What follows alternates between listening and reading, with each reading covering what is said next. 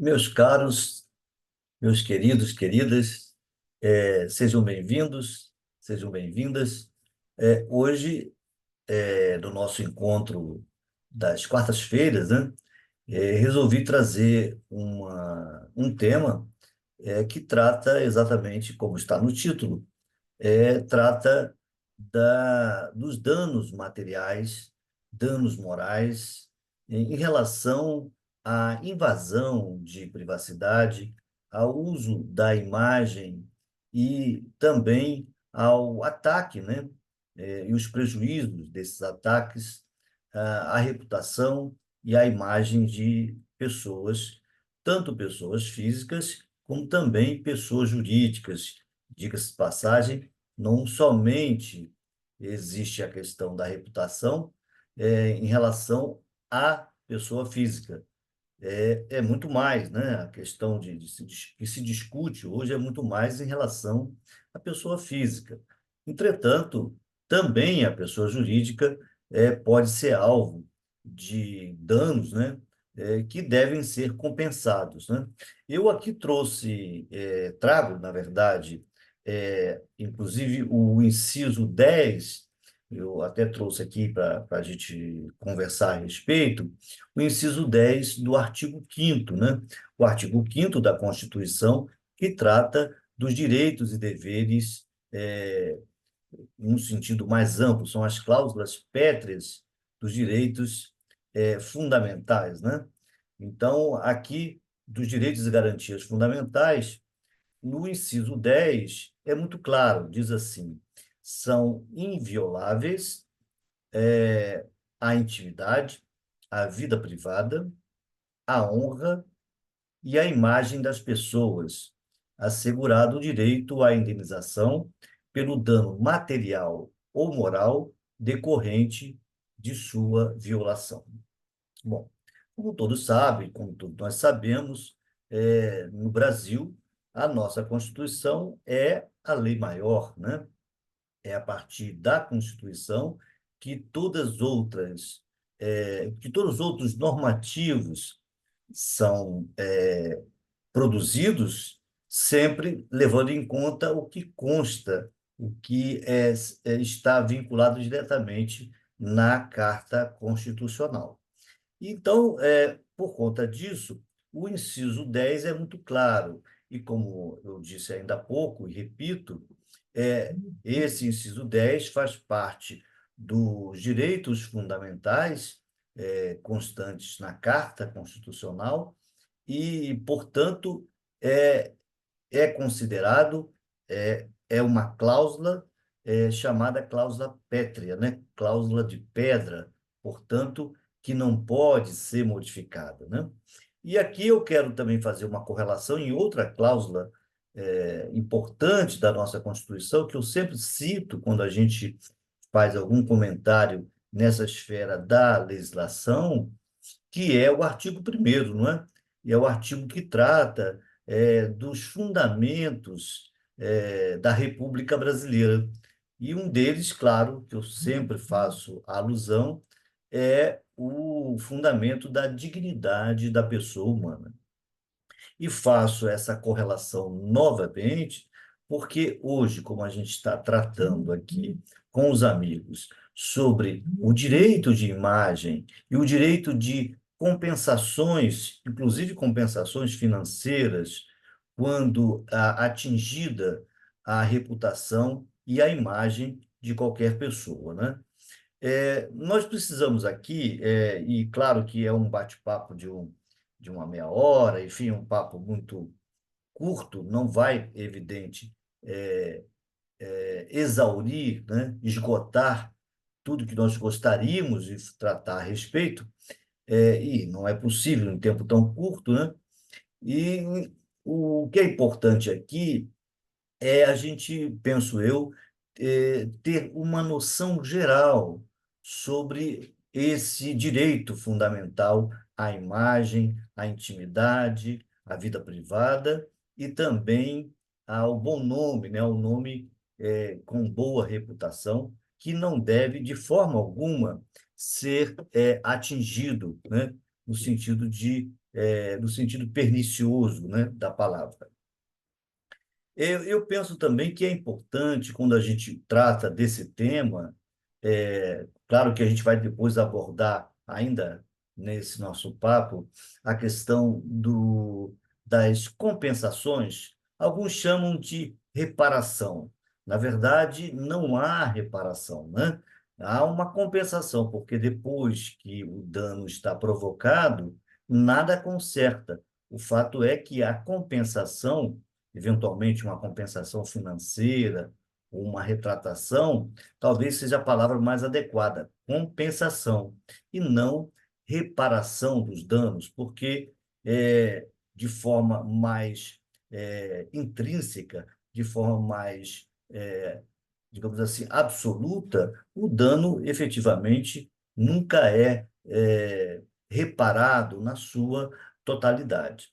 Bom, vamos então retomar aqui, penso que é importante compreender digamos assim, os limites, né, que precisamos observar para evitar que, eventualmente, cometermos, perdão, eventualmente cometermos um dano, né, mesmo sem perceber. Então, quando a gente fala aqui a questão do dano à imagem, e também a reputação de uma pessoa física ou jurídica, é, é importante para a gente refletir sobre como nós atuamos no nosso cotidiano, né? Eu aqui vou fazer uma alusão um pouco simples, só para a gente perceber. Vamos aqui dar um exemplo, né? Digamos que nós trabalhemos numa instituição de ensino ou numa determinada empresa, né? Trabalhamos numa empresa. E existe a pessoa a longa data, né? Existem aquelas pessoas que gostam de fazer, digamos assim, não digo a palavra fofoca, mas já disse, entre aspas, né? É, e com essas ilações, com esses levantamentos de possibilidades, que fulano fez isso, que a outra pessoa fez aquilo, é, às vezes não observa que, mesmo que de forma jocosa ou de forma que chama, de repente, não, eu estou apenas brincando, né? Eu estou apenas querendo criar uma intimidade amiga. No entanto, é importante que essa pessoa que assim faz tenha o devido cuidado, porque por vezes, a outra pessoa que está ouvindo aquela, digamos assim, aquela falsidade em relação a uma terceira pessoa, vai, claro, é evidente, se sentir também constrangida em relação ao que está sendo levantado, não é? E esse tipo de, vamos dizer assim, de difamação, né? Que pode se classificar até como um crime de difamação em relação a terceiros, às vezes ocorre em ambientes é, pequenos, né? Em ambientes mais restritos, mas que, por exemplo, se é numa empresa, né, que tem um número razoável de empregados, esse tipo de comentário insidioso, comentário que cria uma certa suspeita, né, em relação a determinada conduta de outras pessoas, pode gerar um dano à imagem e à reputação dessa outra pessoa ou de um grupo de pessoas, não é?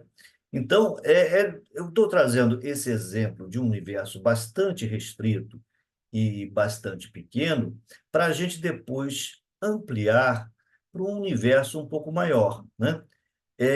Vamos agora imaginar um universo um pouco maior, em que a internet, que aí está já há um bom tempo, tem sido o celeiro, né, de muitas chamadas fake news, de muitas mentiras que circulam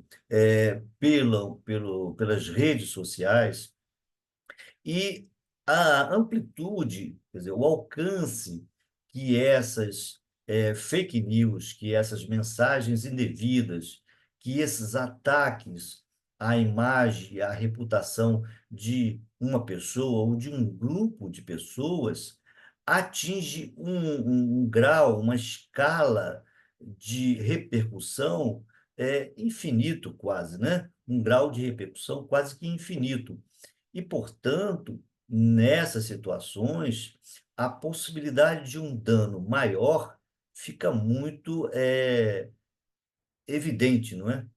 Então, aqui eu fiz esse exemplo de um grupo mais restrito, onde há apenas aquelas fofocas, entre aspas, de corredor, daquele bate-papo, sem maiores intenções, mas que, quando a pessoa se utiliza de forma caluniosa ou difamatória, pode criar um constrangimento, até às vezes um constrangimento ilegal, e também pode caracterizar não só na área criminal, como calúnia e difamação, mas também pode gerar uma possível demanda de compensação por danos materiais e danos morais.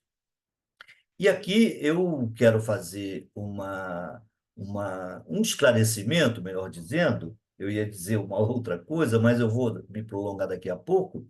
É preciso que a gente entenda um pouco, ou pelo menos converse, sobre esses dois tipos de danos, né, caracterizados. Eu vou aqui, às vezes, de certa maneira, vou falar algumas coisas que os colegas, os amigos da área jurídica, já conhecem, mas outras pessoas talvez não conheçam. O dano material pode decorrer, vamos aqui então imaginar. Ele pode decorrer por uma série de motivos. Digamos que haja um ataque a uma determinada pessoa, né? A imagem e também a reputação dessa pessoa. Essa pessoa que estava, por exemplo, numa grande empresa, né? Estava para ser promovida por conta de toda essa circulação de informações indevidas provocada por um determinado grupo, por determinada pessoa, pode, por exemplo, impedir, por vários motivos, que essa pessoa ascenda, né, seja promovida. Aí se caracteriza um dano material, porque, evidentemente, que normalmente, quando ocorre uma promoção, né, funcional, uma promoção na empresa empresarial, acompanha a essa promoção, geralmente também um acréscimo remuneratório, né? E aí, então, fica caracterizada a perda, o dano ocasionado, por exemplo, por essas informações que circularam e foram difundidas por pessoas inescrupulosas, né? Então, localizando identificando a pessoa que provocou esse dano material, cabe quem sofreu o dano quantificar, né, e provar com documentação, né, que houve um dano e um prejuízo material, financeiro, né? Por outro lado, o dano moral, a prova do dano moral é quando não é preciso juntar documentação no sentido numérico, mas é preciso que se comprove os fatos, né? O dano material se quantifica, se verifica, se contabiliza, né? Melhor dizendo. E aí você tem um valor específico a partir de uma matemática, né? De um cálculo matemático. Já o dano moral, também, digamos, decorrente desse ato inescrupuloso, desse ato difamatório, calunioso, enfim, que provocou o dano, né, à reputação de determinada pessoa, o dano moral, ele tem que ser demonstrado como um fato ocorrido. E esse fato ocorrido ter provocado, como falei lá do artigo 1º da Constituição, ter provocado uma afronta à dignidade da pessoa, né? Então, uma afronta à dignidade demonstrada, um fato demonstrado como uma afronta à dignidade de uma pessoa, aí se identifica o dano moral, né? E quando se identifica, por exemplo, no caso de uma imagem ou de uma reputação que foi atingida por uma falsa notícia, essa pessoa que sofreu o dano demonstra que houve o fato e demonstra que esse fato é, gerou uma afronta à sua dignidade. A partir daí, a mensuração de quanto será o valor ou de quanto será a compensação do dano moral é uma avaliação subjetiva. E se o caso for para, por exemplo, o judiciário, o magistrado, a magistrada, fará a avaliação dentro de uma configuração de um padrão comum.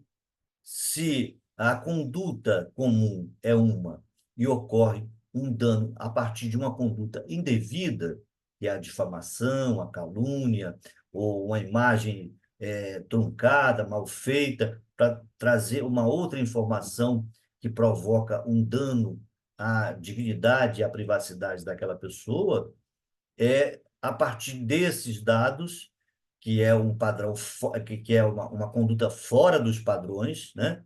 De urbanidade, de relações sociais, a juíza, o juiz, vai determinar um valor, né, a ser compensado. Agora, claro que aí, de novo, a questão do valor. Às vezes, as pessoas discutem do dano moral, discutem por que que uma pessoa que tem uma certa, digamos assim, eu não vou dizer que é uma celebridade, né? Mas uma pessoa que é muito conhecida na sociedade, ela obtém, na maioria das vezes, um valor maior configurado o dano moral, né? Configurado o dano moral, ela obtém um valor maior. Porque aí tem uma lógica, né? A lógica é que essa pessoa, por se tratar uma pessoa muito conhecida na sociedade, sociedade carioca, sociedade paulista ou sociedade brasileira, né? Ou mesmo fora do Brasil, né?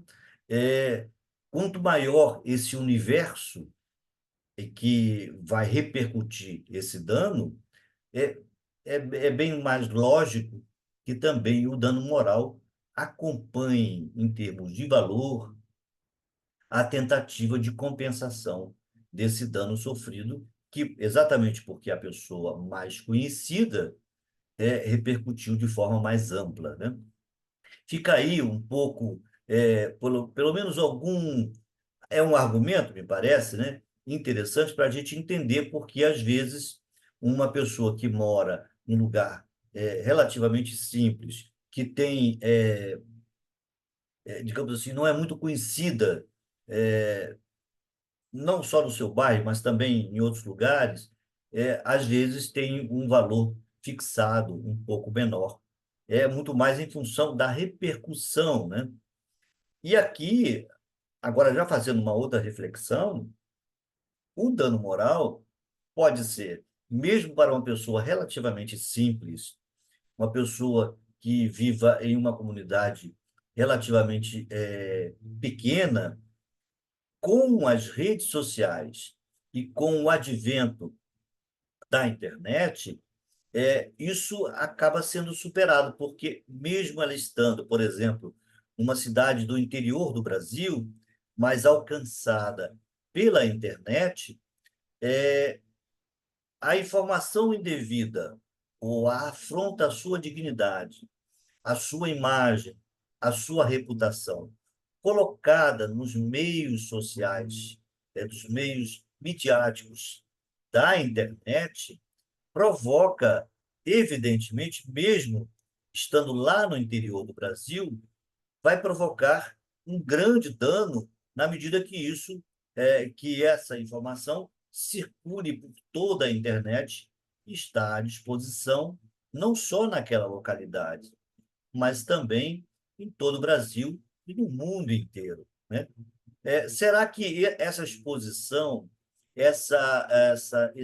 esse ataque à reputação não gerou, por exemplo, é, mais à frente, um prejuízo para aquela pessoa que buscou fora do seu bairro, da sua região, digamos, buscou um, se inscrever para um emprego, para uma empresa, para trabalhar numa empresa, ou é, se inscreveu para participar de uma associação e, com base nessas informações incorretas, nesses danos, a pessoa sofre um segundo ou um terceiro dano, que é, por exemplo, o impedimento, né, de ingressar até que se esclareça o que ocorreu, né?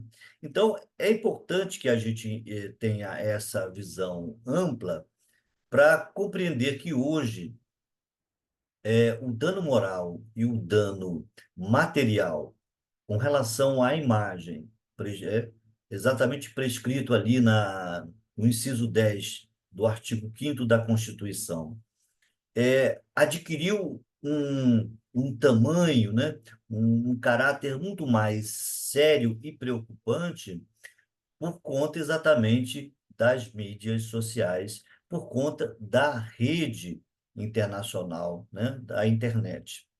E eu quero aqui voltar ao ponto da pessoa jurídica, que eu comentei com vocês ainda há pouco, lembrando que o dano material e moral por conta do ataque a uma reputação e a uma imagem também pode ocorrer nos casos em que a pessoa teve uma empresa, por exemplo, que sofreu uma propaganda contra em razão, por exemplo, de um produto que estava no mercado. E por conta disso, essa empresa teve, né, matematicamente calculado, né, um prejuízo altíssimo, porque aquela informação era incorreta, mas o público que ia até os mercados, os supermercados, efetuar as compras, excluía o produto daquela empresa por conta da informação indevida. Então, o dano material aí pode ser exponencial, né? Pode ser enorme, e, às vezes, até incalculável, né? Porque a empresa fica com a sua marca com uma mancha, né? é, em razão desse ato quase que criminoso, né? Outra coisa que eu gostaria também de levantar aqui é o papel, que a gente vai em algum momento tratar aqui no nosso canal, é o papel das grandes empresas de comunicações, né? Não só a imprensa escrita, né? Mas também a imprensa que divulga suas informações via internet e também nos canais autorizados, concedidos de televisões pelo mundo afora. Eu vou aqui apenas fazer uma alusão rápida, porque, como nós sabemos, estamos em período de Olimpíadas, em Paris, né? E nós fizemos até a última live, né? O nosso último encontro foi sobre as Olimpíadas. E está transcorrendo as Olimpíadas. No dia 26, sexta-feira passada, houve uma bela cerimônia, na minha opinião, uma bela cerimônia de abertura, né? Até bastante longa, né? De abertura dos Jogos Olímpicos de 2024.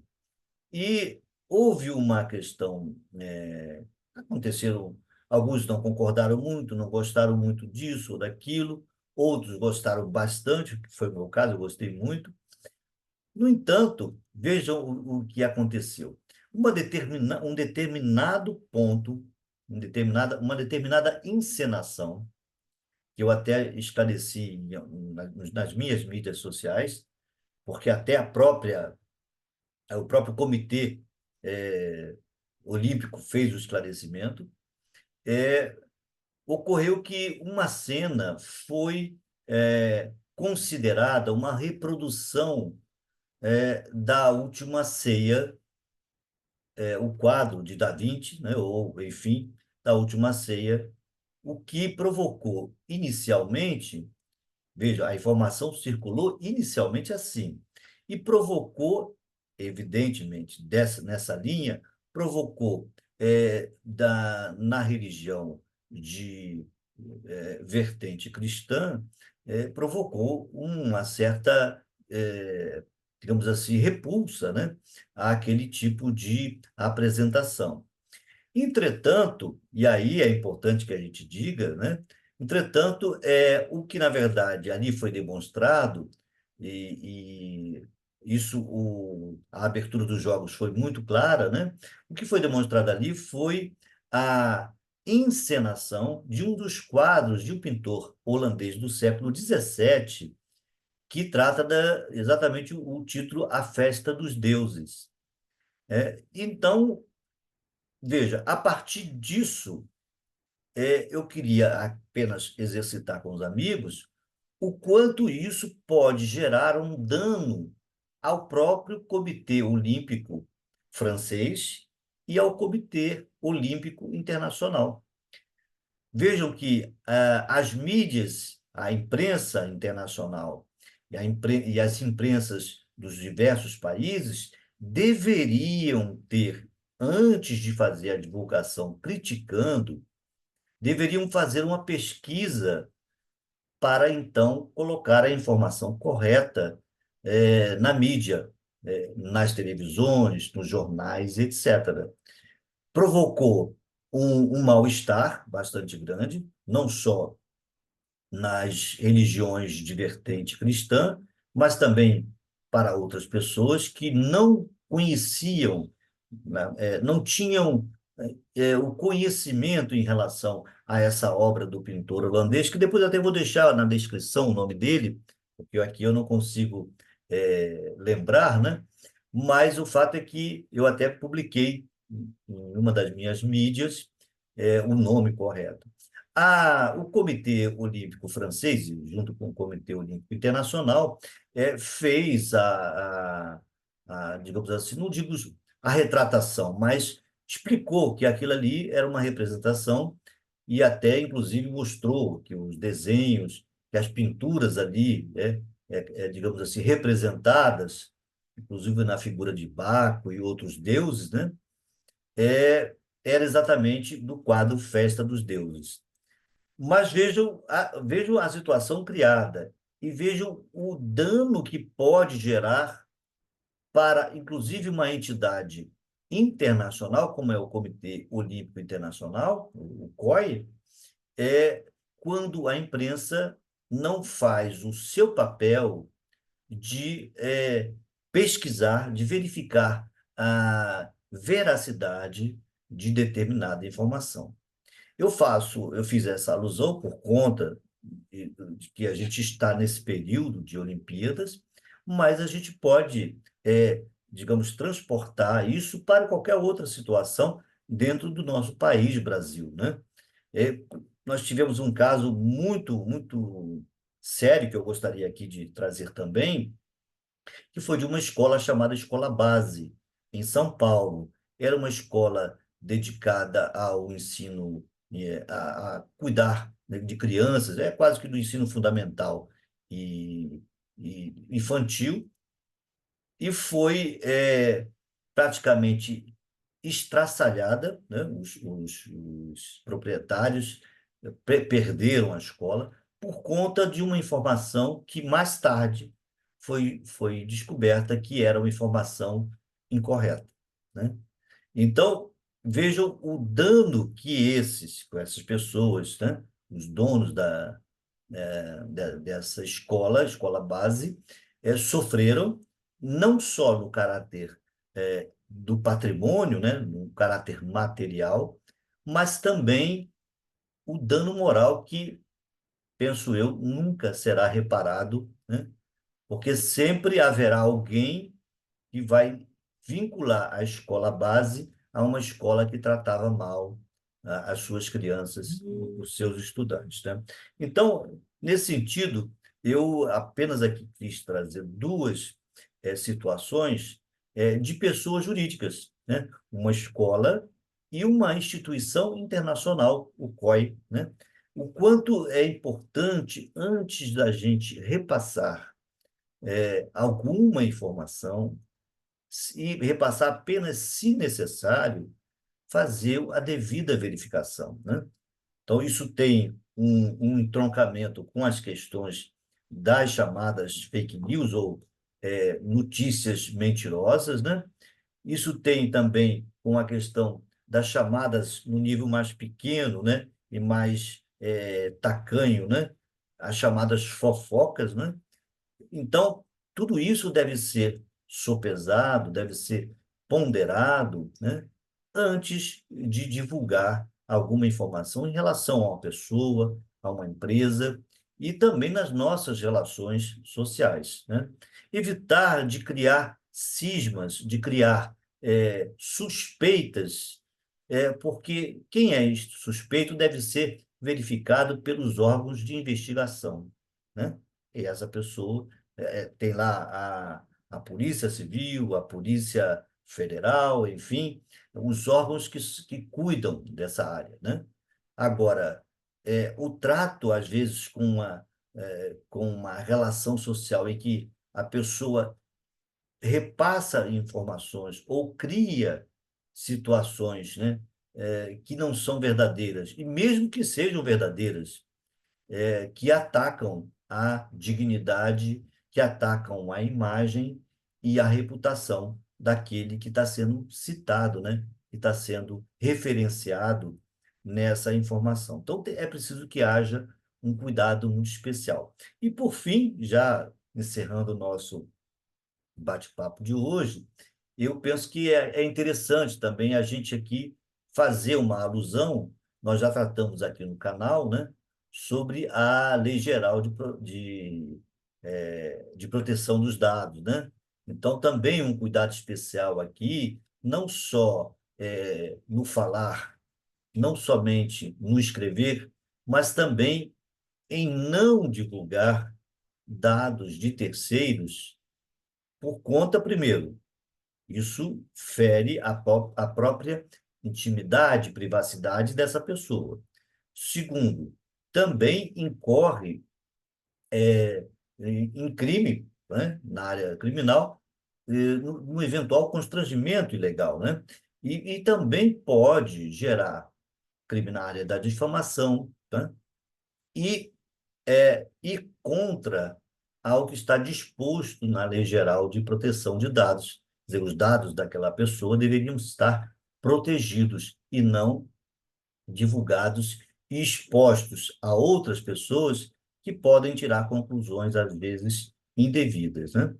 Então, esse é o ponto. E agora, efetivamente, já para encerrar, é importante que se diga que existem alguns caminhos, e depois a gente vai fazer uma live, um encontro, para comentar a respeito.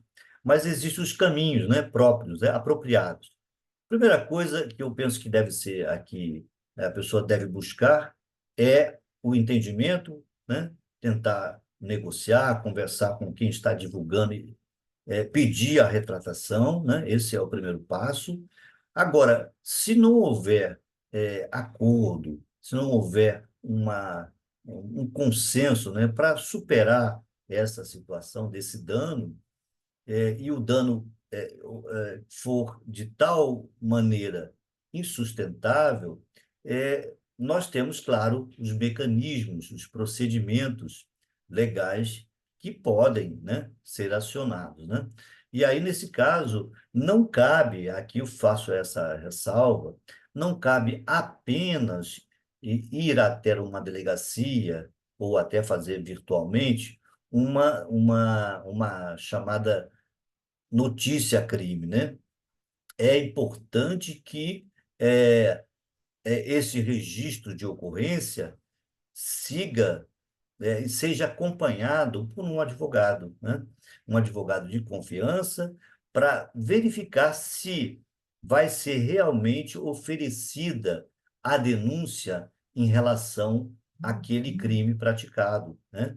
E no caso das compensações financeiras, tanto na esfera do dano material quanto do dano moral, é importante ingressar em juízo, se, claro, sempre primeiro tentando fazer uma negociação, buscar uma retratação, uma superação daquilo que já circulou em termos de ofensa à imagem e à reputação.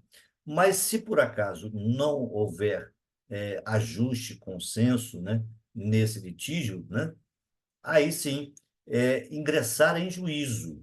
Ingressar em juízo, porque no caso de uma reparação civil, reparação financeira, né, deve-se ingressar ou no juizado especial cível ou no juízo comum, em que os valores são podem ser requeridos em uma monta, em um montante um pouco maior.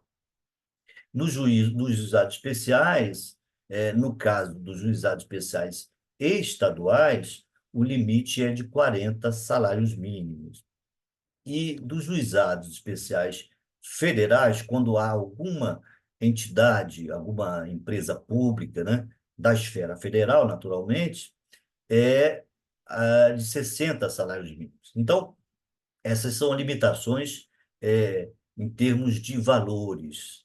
Existem outras, mas claro que o advogado vai orientar aquela pessoa que deseja, eventualmente, não tendo solucionado no nível extrajudicial, necessita ingressar em juízo.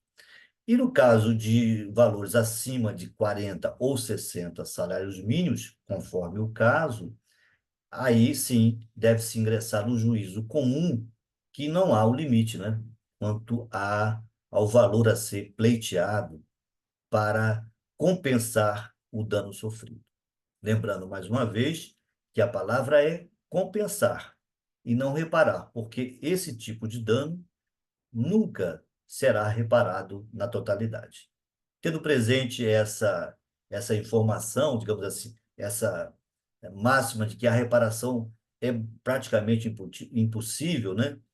E sim uma compensação, eu penso que é importante que nós tenhamos o cuidado, que exercitemos, né, o cuidado em repassar, em transmitir informações em relação a terceiros, ou mesmo imagens, divulgações, né, para evitar que provoque algum dano indevido e faça sofrer, no final das contas, faça com que as pessoas sofram, né, por conta dessas, digamos assim, assertivas, mas que por vezes são falsas e mentirosas. É isso que eu queria, era isso, né, que eu gostaria de trazer para vocês hoje. Espero que eu tenha contribuído de alguma forma e também espero que vocês tenham um ótimo final, né, dessa semana e que nos encontremos, né, na quarta-feira próxima, quando pretendo trazer um outro tema de interesse coletivo. No mais, desejo que todos possam acompanhar as Olimpíadas, né? Que vençam os melhores em termos, mas que antes de vencer um ou outro, haja um congraçamento, né? Entre os atletas e entre os países, que a gente deseja paz para o mundo. Um grande abraço a todos e desejo, então, uma boa semana e nos encontramos na próxima quarta. Até lá.